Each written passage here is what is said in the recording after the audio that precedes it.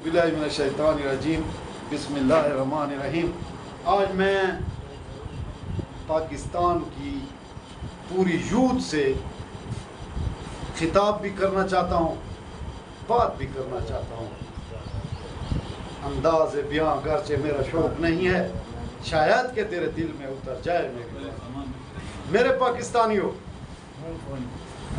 आप कब खड़े होंगे इस जुल्म के खिलाफ, इस जालिम अशराफिया के खिलाफ,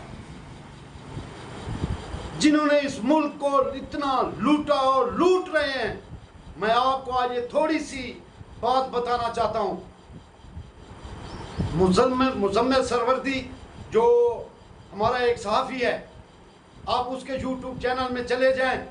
उसने क्या इंकशाफ किया है कि पंजाब के अंदर हाजिर सरवर ब्यूरोक्रेसी जो ब्यूरोक्रेट हैं, और उसमें एक आईजीपी जो था वो अभी रिटायर भी है और फिर बड़ी सीट पे है, उनसे एक अली विर्द, वो अली अहमद अली विरग उसका नाम है, उसने इन लोगों से किसी से 6 अरब रुपए लूटा, किसी से 4 अरब रुपए लूटा, किसी से 5 अरब रुपए लूटा, और सबसे जो छोटे पैसे थे वो 45 करोड़ और 25 करोड़ वाले लोग थे। लूट के वो दूसरे मुल्क चला गया।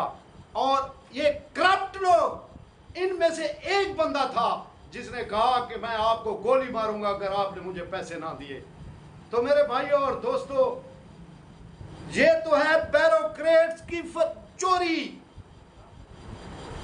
अरबों रुपए की चोरी, और साथ ये मानते भी नहीं है कि हमने तो पैसे ही नहीं दिए, क्योंकि वो तो चोरी का पैसा था, वो आपका और हमारा पैसा था। और कब तक हम एक सिगरेट की डब्बी है ना, उसके ऊपर भी हम 73 रुपए टैक्स देते हैं, और पेट्रोल के ऊपर तो पूरा पाकिस्तान बल्कि मिडल तबका से भी नीचे, और जिनको रोटी नहीं मिलती वो पेट्रोल के ऊपर टैक्स दे रहा है। तो हम कब तक चुप रहेंगे? हम तो धक्के से इस दुनिया में पाकिस्तान के अंदर चल गए। लेकिन मैं सोचता हूं कि मेरे बच्चों की जो औलाद है वो कहां जाएगी? हम अपने पाकिस्तान में अपने बच्चों को कौन सा पाकिस्तान देंगे? यही पाकिस्तान देंगे? मुझे रोना आता है जब मैं रात को निकलता हूं तो मेरे नौजवान जो डिग्रियां लेकर डिलीवरी बॉय बने हुए हैं, कब तक डिलीवरी बॉय बने रहोगे? कब तक खड़े नहीं होगे? कब तक 25 करोड़ लाशें बने रहोगे? तो लिहाजा मेरे भाइयों, मेरे यूथ के लोगों, मैं पाकिस्तान की बहनों को, बेटियों को, भाइयों को, माओं को, सबको कहता हूं कि निकलो इन जालिमों के खिलाफ और कॉकरोच बन जाओ। हम हैं कॉकरोच, हमें तो ये कॉकरोच ही समझते हैं, और हमें क्या समझते हैं? हमें ये कुछ भी नहीं समझते। तो लिहाजा मेरे भाइयों और दोस्तों, मैं हाथ बांध के आपसे अपील कर रहा हूँ कि जहाँ भी 7 तारीख को मैं जमात इस्लामी का शुक्रिया अदा करता हूँ कि उन्होंने इस अंधेरे के अंदर कुछ थोड़ी बहुत रोशनी तो डाल दी ना, इत्तेजाज का ऐलान तो कर दिया ना। अब आपका काम है कि आप उस इत्तेजाज को कामयाब करते हैं या नहीं करते, आप निकलते हैं या नहीं निकलते। और मैं दरख्वास्त करूंगा पूरे पाकिस्तान के नौजवानों को, बेटियों को, भाइयों को, बुजुर्गों को कि 7 तारीख को जिधर भी खड़े हों, गाड़ी पे हों, मोटरसाइकिल पे हों, रुक जाओ। एक मुल्क था जहां तेल महंगा हुआ था, तो जैसे महंगा हुआ, जहां खड़े थे लोग वहीं पे उन्होंने गाड़ियां बंद कर दी और घरों को चले गए। मेरे भाइयों दोस्तों, इंडिया को देख लो, वहां उसकी यूथ को देख लो, और जालिम। और मैं जनरल साहब ने जो कहा है कि सूबे बनाने चाहिए, बनाओ सूबे।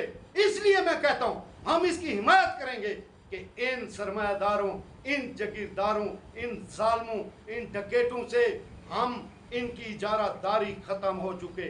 जब तक इनकी इजारादारी खत्म नहीं होगी, इन्होंने जहाजों के जरिए हमारा पैसा लेकर समंदर के जरिए दुबई की तरफ शिफ्ट किया।